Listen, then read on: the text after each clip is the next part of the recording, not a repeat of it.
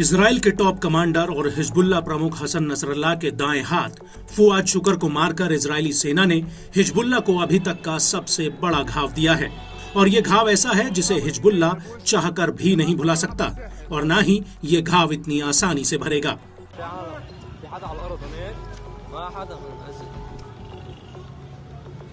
और यही वजह है कि हिजबुल्लाह लगातार इजराइल से इंतकाम की आग में जल रहा है और अपना इंतकाम लेने के लिए उसने इजराइल पर एक बार फिर से कई बड़े हमले किए हैं।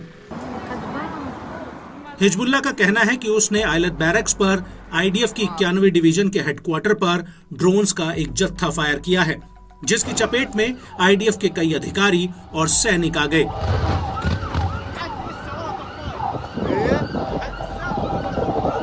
आपको बता दें कि हिजबुल्लाह का यह भी कहना है कि उसने दक्षिण में आयलत हाशहार के कफार गिलादी के करीब 12 सेटलमेंट्स पर हमले किए हैं, जिसकी वजह से यहां पर हवाई हमलों के सायरन बजने लगे।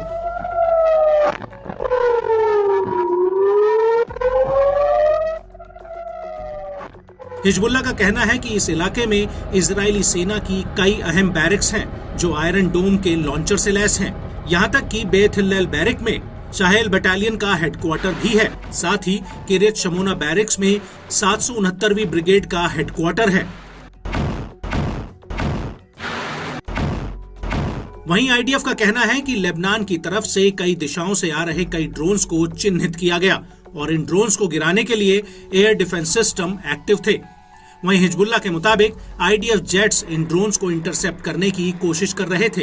एयर डिफेंस सिस्टम आयरन डोम तक इन ड्रोन्स को गिराने में नाकामयाब रहा है और इन ड्रोन्स में से कुछ तो एलत हाशहार सेटलमेंट्स पर जाकर गिरे हैं, जिनकी वजह से कई जगहों पर आग लग गई। हिजबुल्लाह के मुताबिक ये ड्रोन एलत बैरक्स में बने गिलेली डिवीजन के हेडक्वार्टर तक पहुंचने में कामयाब रहे हैं।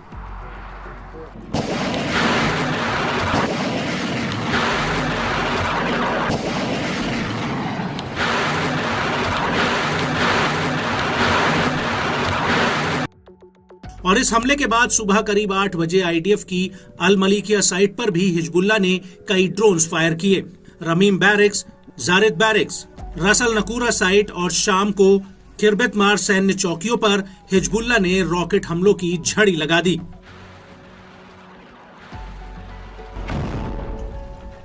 हिजबुल्लाह के मुताबिक कब्जे वाले शीबा फार्म्स के जिब्दीन बैरक्स पर उसके लड़ाकों ने गोला बारूद दागा है।